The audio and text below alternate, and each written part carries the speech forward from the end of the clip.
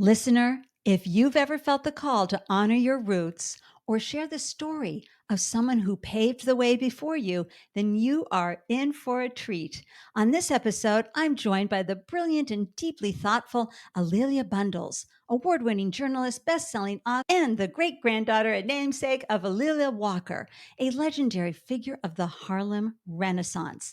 Alelia's newest book, Joy Goddess, Alelia Walker and the Harlem Renaissance, shines a long overdue light on a woman whose life was filled with purpose, creativity, and cultural power.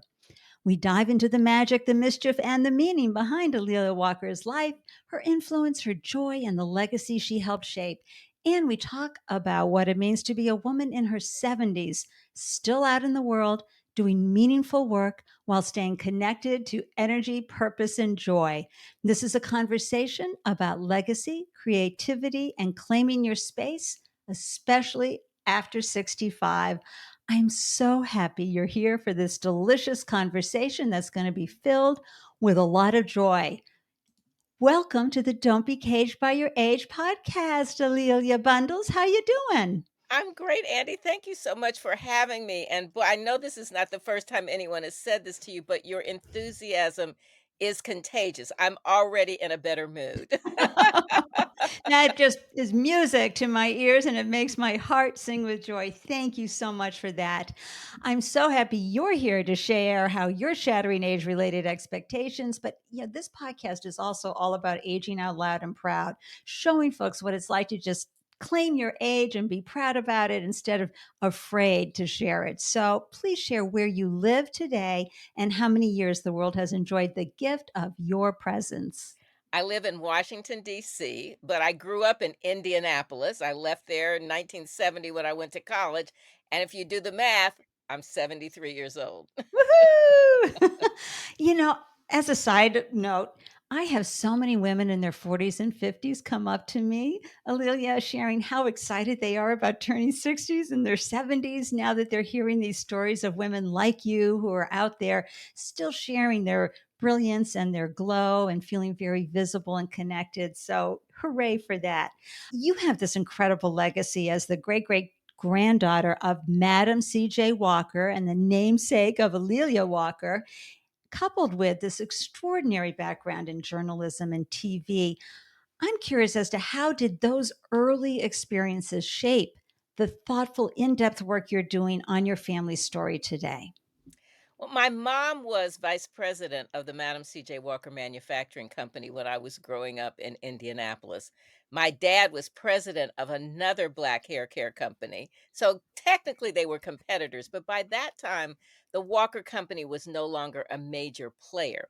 But I would go with my mom to her office and play on her typewriter and her adding machine in the days before computers and calculators.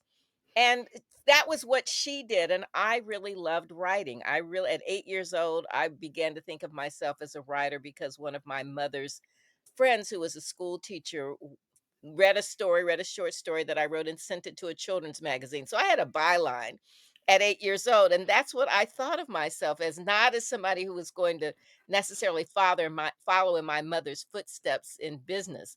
In junior high school, I worked for the school newspaper. In college, I worked for the radio station, and then that led to a 30-year career in network television news. But my passion for writing was something that I needed to develop for myself because it was my love, but it came full circle in that I'm telling the stories of the women in my family.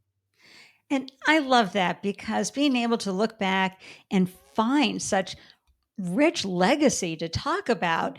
And folks, I want to bring up Alelia's book and a couple of photos of the woman that she is sharing with us today. But her book is called Joy Goddess, Alelia Walker and the Harlem Renaissance.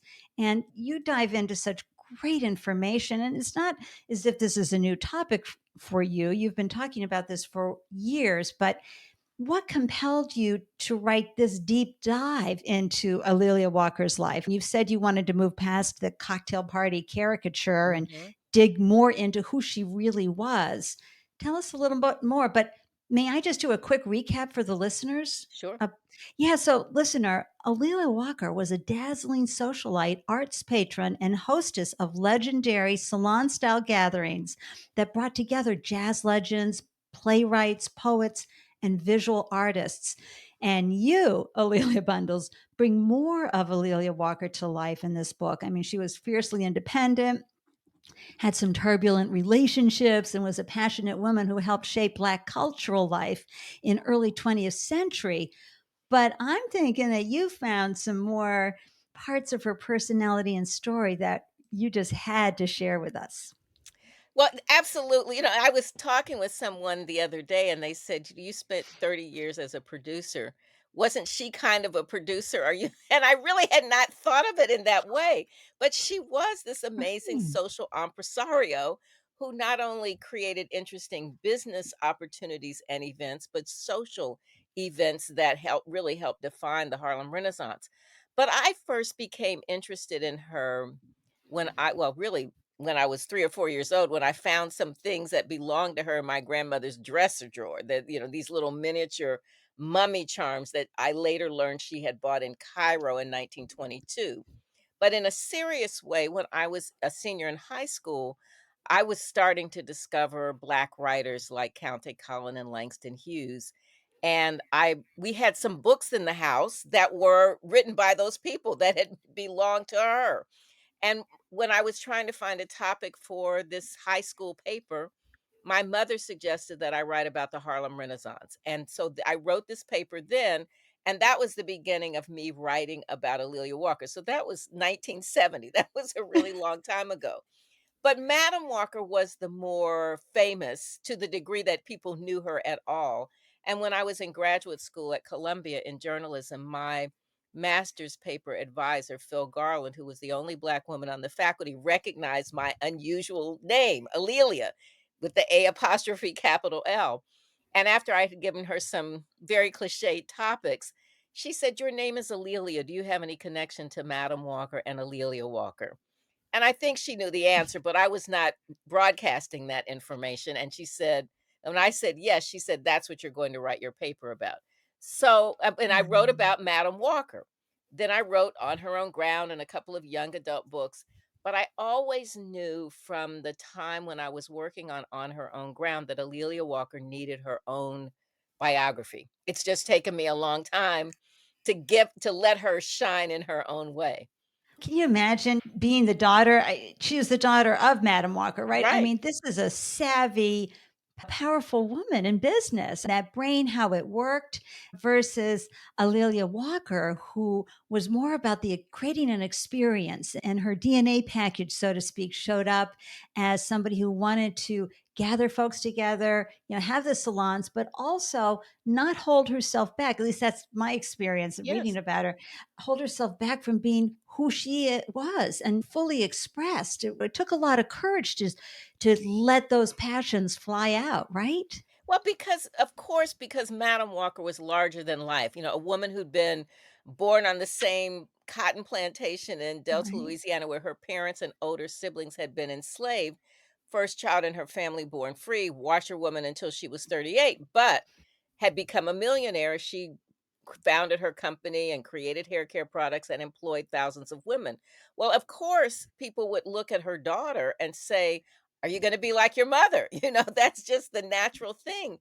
And she cared about the business and they shared a love of culture, but she wanted to be her own person. And that takes a lot of courage. Even now, as I've been talking about the book with people, I've talked with both people who are celebrities or famous who have children who are struggling with how they define themselves, and the children who are struggling with how they find their own light with a famous parent. And so it's an age old dilemma for people Right. how you navigate your own way. Oh my gosh, it just reminded me of the story of Debbie Reynolds and her daughter Carrie talking about how her mom went into the dressing room as her mom and came out as Debbie Reynolds. Mhm. Because a lot of times, you're behind the scenes, you're in the kitchen with mom, Madam Walker, and you're hearing all the stuff, and then all of a sudden it's showtime. You're the Right. CEO, you're the person in front of the room. So these are fun. interesting and also revealing stories that you do such a great job throughout the book in using that storytelling. Is there something that was unusual or about her personality or an influence that you uncovered that we might want to know a little more about? Well, it's when I read Langston Hughes's book, his memoir, The Big C, he was the one who described Alelia Walker as the joy goddess of Harlem's 1920s. And that really unlocked a door for me. I had photographs of her. I had read little things here and there in Harlem Renaissance histories, but most of those histories really did, as you said, they kind of caricatured her. They made her this sort of dilettante, and one historian whose work I generally love said she spent the 20s playing bridge and that she had a short attention span. And I thought, boy, what a put down. Though bridge is not an uncomplicated No, game. you got So to have I a don't know good. if it was meant to be a put down. Maybe it was, she was frivolous, but I as I read her letters, and I'm really fortunate to have literally hundreds of pages of her letters. Two of her best friends were society columnists for the Black newspapers. I was able to interview some of the Harlem Renaissance survivors who were still living in the early 80s, and I began to discover this woman who had a very flamboyant personality. As one person said, she didn't just walk into a room, she swept into the room. And then I could see the friendships that she had with people, and literally, as Langston Hughes said, the joy she created because she had parties. And yes, there were parties and music, there was always live music, but there also was this opportunity for people to connect who were writers and musicians and artists and patrons and political people. And she curated these groups of people who gathered together during the 1920s. And I'm thinking that also with that joy, she created safety. I mean, a lot of Mhm. times people who can bring joy into the room like that create what I call emotionally safe spaces where it allows other people to be more of themselves. So I You think joy. you really tapped right into what she was doing. When she was talking with the interior designer who she had hired to design what would become the Dark Tower, her sort of cultural salon on one floor of her townhouse, she said, "I want this to be a place that is international, that is modern, that brings people together." And that meant both her Black friends in Harlem, her white friends downtown, the international friends she'd made when she traveled in 1921 and 22 to Paris, London, Nice, Monte Carlo, Rome, Cairo, Addis Ababa. So when people would come to the US, they would come to her parties, but also her queer and straight friends. Everybody was equally welcome. And that was at a time when that was not the norm for most people. And I gotta say, that to me is why I get up in the morning, is to create that kind of space. So that's why I'm tapping into her Yes. energy, her beautiful energy, and her ability, unique ability to do that, especially when, again, being the daughter of a woman who had to bring a different persona to the world, because when you are head of a business that's manufacturing, that you have people on payroll, you're meeting, customer needs, but you're meeting your employees needs, you've got to have a different leadership style. So I just love that. And how did Madam Walker feel about her joy filled daughter? There was their secretary who was my neighbor when I was growing up had started working for the Walker Company when she was a teenager and around 1916. And in the 1970s, she was still working for the Walker Company. We'd watch her. She had a Thunderbird and she would go about 20 miles an hour past my house every day as she went to the office. But she was one of the people who helped me understand that relationship, and she would read the letters that they would write to their attorney. And she said, she when I asked her, I said, "Well, what was their relationship like?" And from her perspective, as an employee, she said, fire and ice." And then she paused, and then she repeated it again, "Fire and ice. They loved each other dearly, and they sometimes fought fiercely." Oh my. So it was a very entangled but loving, ultimately, relationship. They both wanted to spoil each other, to give the best to each other, but sometimes they clashed, and they clashed over some of Alelia Walker's approaches to business. Her mother, of course, wanted her to be, more intense and more intentional and hustle a little more, and they clashed over her choice of men. Yeah. So that Well, was, and that's not the first time that's ever happened between mother and daughter. well, and of course, and a mother wants their child to be, especially their daughter, to be successful, right? And they have an idea of what success looks like in their head. And when they see their daughter going way off to a different direction, wait, Right, right. that's not Don't going to go through work. that door. I know as a journalist, you're so good at connecting dots. So let's talk about how this story can help us understand and how we can think about Black women's leadership and joy today, right? We see a lot of wonderful examples, but we also can see different leadership styles falling into the trap of having to be a certain way. What are your thoughts on what you've learned from diving into Alelia Walker's past? Yeah, no, thank you for that question. Yeah, I will say to start that I wrote the books that I wish had been written for me. That when I was in high school, there was no Black history, no women's history, that was the 1960s, and so those stories were not there, so I had to teach myself history, and Right, fortunately, I was able to have these 2 women as the anchor for me to put I don't know, I go or maybe let's say the Christmas tree for me to put the ornaments on as I right, learned all of these other pieces of history, and what I discovered with Madam Walker is that she really represented that first generation out of slavery, that she lived through the Jim Crow era. She was part of that generation that was creating organizations like the NAACP, like the National Association of right, Colored Women. They were creating their own infrastructure to be able to take care of their communities. And the church, the AME church, was very critical for her. And so she fits right into that to watch people emerging and doing institution building. And she's really unique in that she creates this very successful business. And I think part of her success in terms of what lessons can we learn is that she put together a really strong executive team. Her C-suite was a very strong attorney, a woman who was the manager of her factory, who'd been dean of girls at a Black boarding school. And then she recruited other women around the country. She looked for leaders, and that helped build her company so that ultimately in 1917, when she had her first convention of her sales agents, she had an army of women, and she said, "I want you to understand that your first duty is to humanity. I want others to look at us and realize that we care not just about ourselves, but about others."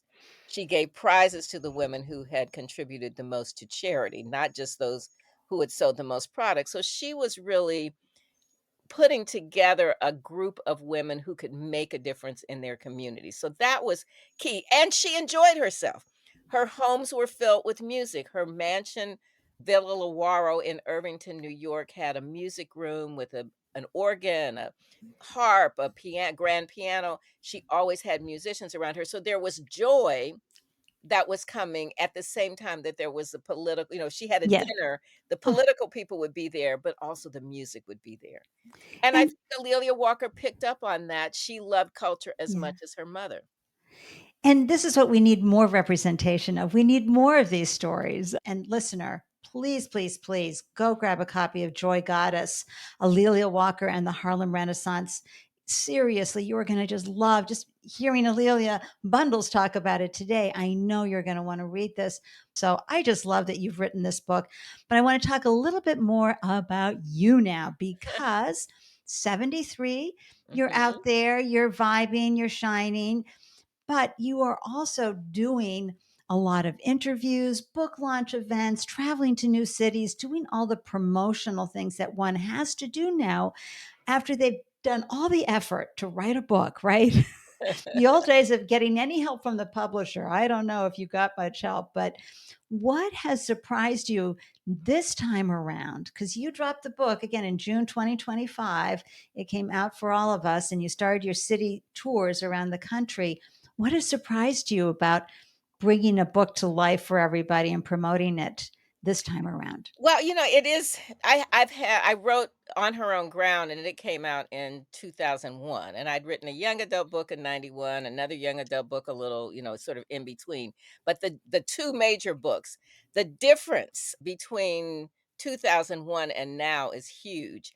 And at that point it was, if you were on Fresh Air, CBS Sunday Morning, and the Today Show, that was all you needed to do. And in fact, for that book, I had those I had those things coming out of the gate, but I was still a working journalist. Mhm. This time around, it's a really different. Fewer books are being reviewed, so things that I would have assumed would have happened didn't happen. But at the same time, I am getting direct feedback from readers, and that, you didn't really have access to that Right. without the internet, and that is keeping my spirits up because I saw one person who did a reel the other day who's just sitting on her porch, and she said, "I hated for this book to end." Another person sent me an email, and it said, "Dear Miss Bundles, how dare you keep me up all night when I have to go to work?" So that kind of feedback is huge. And I'm seeing that it's women's groups, it's book clubs. That's where my book is going to have an impact. Well, and back in the day, one got on Oprah, right? Yeah, well, there's that. Do. That's right. Right, but today, authors have to hustle a little bit more, and listener, I talk about this a lot, which is one of the things that we find in order to thrive after 65 is managing our energy portfolio, and where we Seriously. put ourselves out and, still bringing our fully expressed self. But also, I wanna talk a little bit about how you're managing not just your energy portfolio, but we know aging as a Black woman comes with a lot of extra weight from decades of bias and decades of racism and sexism. And then on top of that, now you have ageism. Have you experienced any of that in your recent travels and in promoting your book, whether you felt pushed back or underestimated? Talk a little bit about that. Yeah, well, underestimated. I had a conversation this morning about a project that I'm really interested in doing connected to the book. Like, how are we going to develop it? And I know that there is that in one particular corner where I need some support, there's less enthusiasm for this story. I mean, just like kind of why would anybody be interested? And my answer to that is I would never have written any of the books I'd written if I had waited for somebody to give me permission. Right. So, and I know that I know these are really amazing stories, and I know that people are inspired when they hear them. So I'm going to keep telling my stories. And of course, we are in this moment where there are some people who would like to erase that history, who would like to pretend it didn't happen. But I know I'm going to keep telling my story, and I don't know if your listeners know the story of Ashley Sack, but it was this sack that was from slavery times. A young girl was being sold off, and her mother embroidered a note on the sack and put into the sack some pecans, a dress, a braid, and a couple of other things to fortify her for whatever trip she was going to make, and that sack stayed in the family. And it ended up in a museum in South Carolina. Taya Miles wrote a beautiful book called All That She Carried. So I'm thinking if Ashley Sack could survive generations, then the Exactly. stories that I tell will be able to survive, no matter what some people wanna do about it. Absolutely. These stories are so important. And listeners, you may remember episode 34 when I interviewed Raymond Jetson, who's a leader in the Aging While Black platform, that intersectionality of aging and being Black in the US. So hop on over there and listen to him.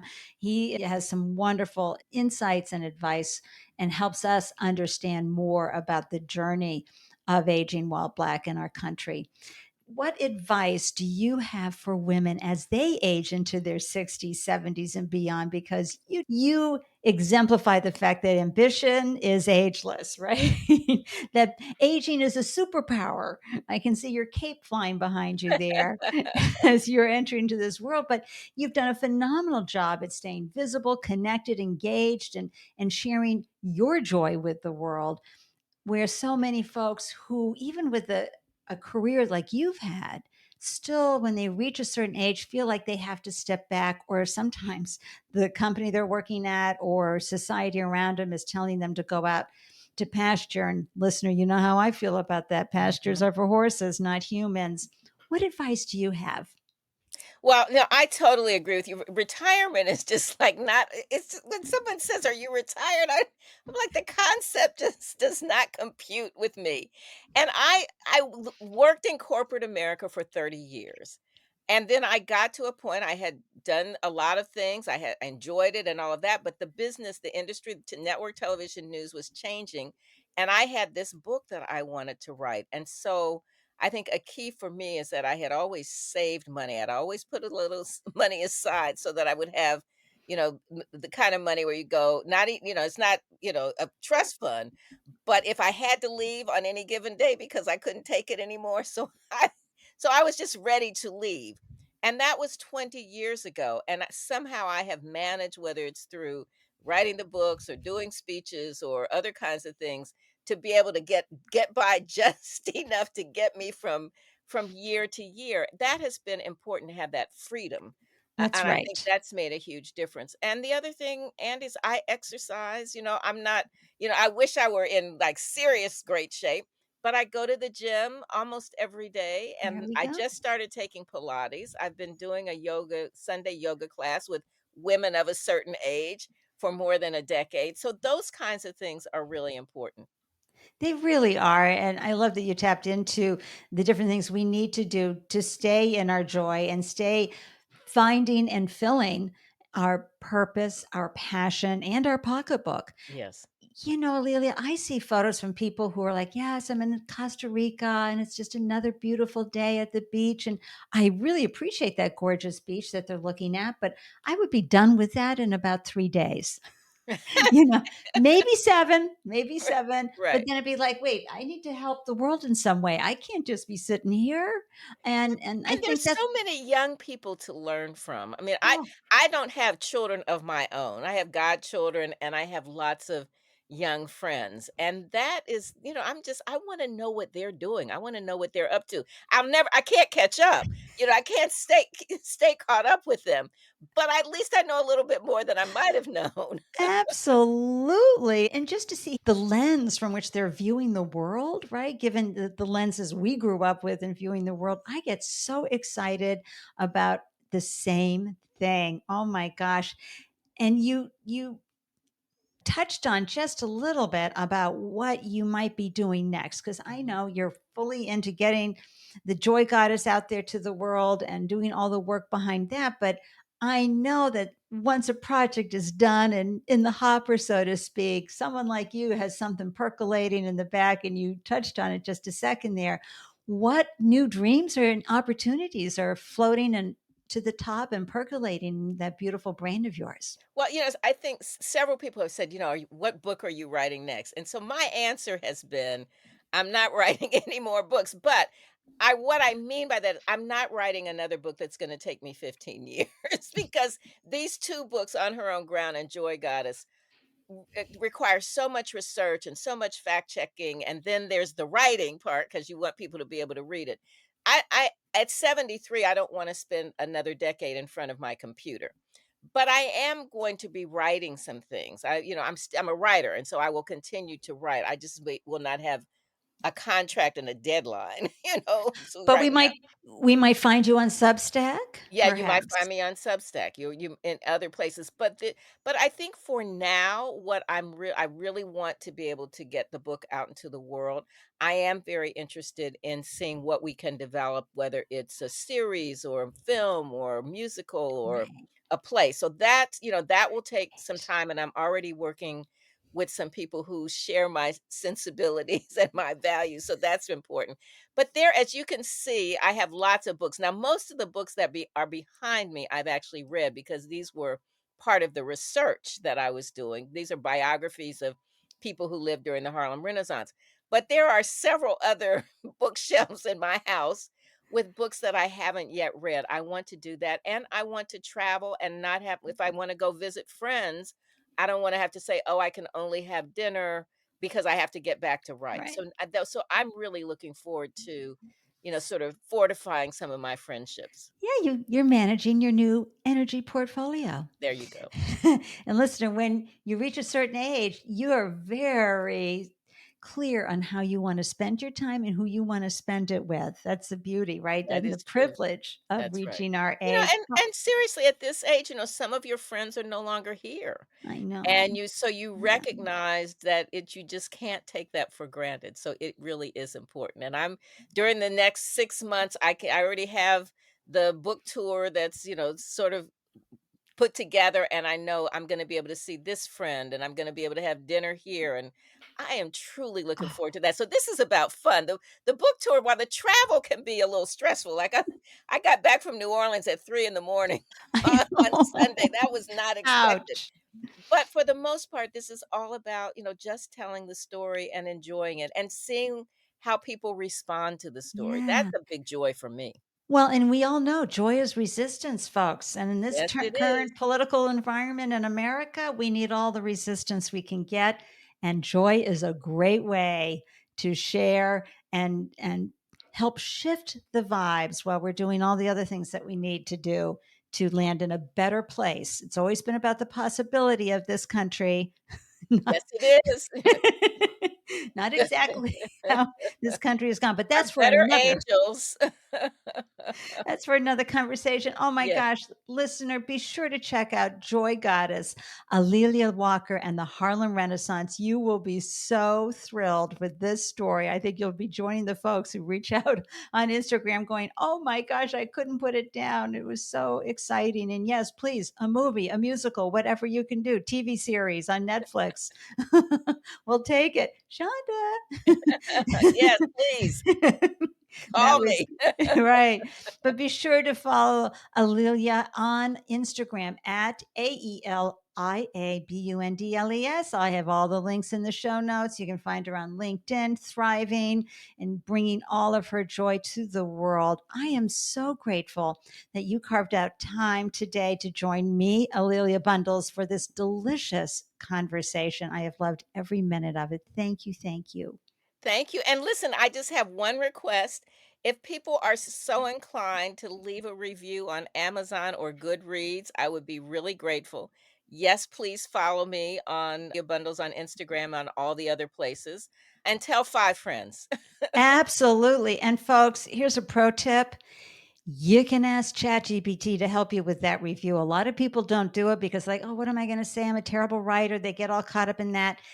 Bring your tonality, ask the right prompt of ChatGPT to help you write it, then tweak it for your voice and pop it on to Amazon. It is the best gift you could give Alelia Bundles right this minute. Okay. We need to support our authors everywhere they glow. Do it.